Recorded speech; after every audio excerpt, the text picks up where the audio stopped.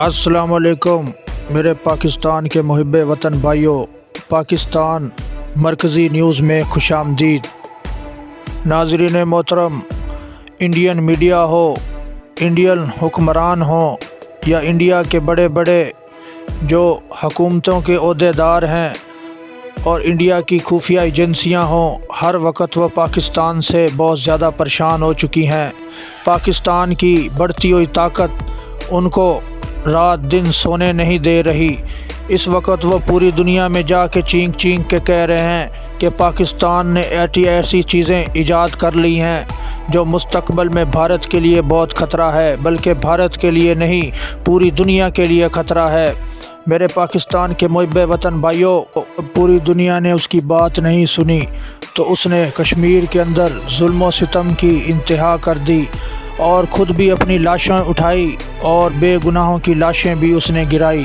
اس وقت شدید انڈیا دباؤ کا، ذہنی دباؤ کا شکار ہے اور رات دن وہ کشمیر کے اندر جیلی آپریشن کر رہا ہے جس میں بے گناہوں کو شہید کیا جا رہا ہے۔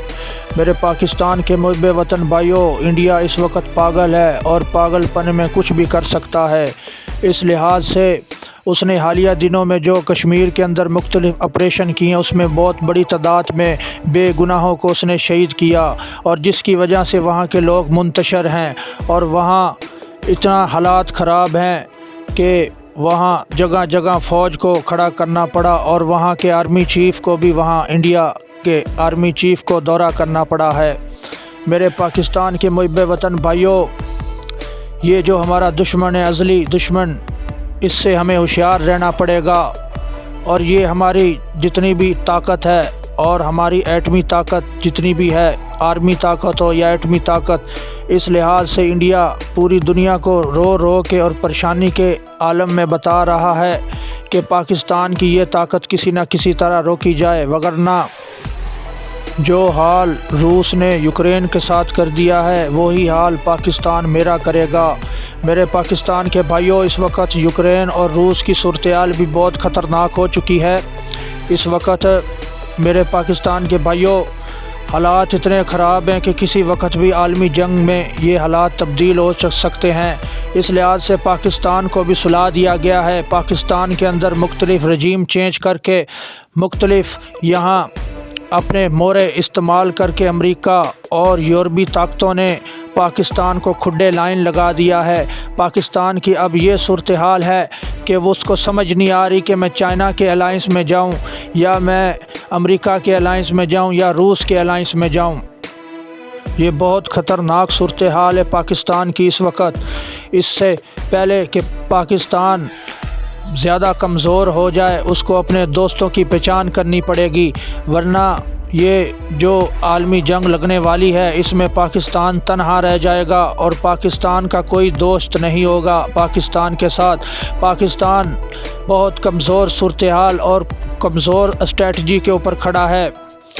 میرے پاکستان کے محب وطن بھائیوں، روس یہ جنگ کسی نہ کسی طرح جیتے گا، تاکہ چاہے اسے ایٹمی ہتھیار ہی کیوں نہ استعمال کرنے پڑے، یا پھر اس کو فلسطین کے اندر جو جنگ روس نے لگائی ہے ایران کے ذریعے، ایران یہ جنگ کو ہوا دے رہا ہے تاکہ روس یوکرین کے اندر جنگ جیت جائے۔ میرے پاکستان کے محب وطن بھائیوں، یہ جو فلسطین کے اوپر حملہ حماس نے کیا ہے، دراصل اس کے پیچھے روس کا ہاتھ ہے۔ روس نے ایران کو کہا اور ایران نے حماس کی مدد کی اور یہاں امریکہ اور یورپی طاقتوں کو الجھا کے رکھ دیا۔ میرے محب وطن بھائیوں، اس وقت جو سعودی عرب ہے اور عربی ممالک ہیں وہ یہ جنگ میں نہیں شریک ہو رہے۔ ان کو اس اسٹریٹجی کی سمجھ آ چکی ہے کہ یہ جنگ کے پیچھے روس کا ہاتھ ہے۔ اگر یہ اسلامی جنگ ہوتی تو میرے بھائیوں، یہ جو عربی ممالک ہیں یہ پہلے کود پڑتے، کیونکہ تاریخ گواہ ہے کہ سب سے پہلے جب بھی فلسطین پر اسلامی جنگ ہوئی ہے تو عربی ممالکوں نے سب سے پہلے وہاں حملہ کیا اور اسرائیل کو ناکو چنے چبوائے ہیں۔ دراصل یہ حملہ حماس نے نہیں، یہ ایران نے کیا تھا تاکہ روس یوکرین کے اندر جنگ جیت جائے۔ میرے پاکستان کے محب وطن بھائیوں، اس وقت ہماری ذمہ داریاں بہت ساری ہیں ہمارے کندھوں کے اوپر، کیونکہ عالمی جنگ قریب ہے، تقریباً عالمی جنگ لگ چکی ہے، کیونکہ اس وقت 10 سے زیادہ ممالکوں کے اندر جنگ جاری ہے۔ روس اور امریکہ پاگل ہو چکے ہیں اس جنگ کے اندر، یوکرین کی جنگ کے اندر، اور اس میں انہوں نے بڑی کوشش کی کہ چائنا کو بھی شریک کر لیا جائے، یا پھر انڈیا اور پاکستان کی جنگ لڑ لی جائے، یا پھر پاکستان اور ایران کی آپس میں جنگ لگا دی جائے۔ میرے پاکستان کے بھائیوں، میرے محب وطن بھائیوں، اس وقت بہت خطرناک صورتحال ہے۔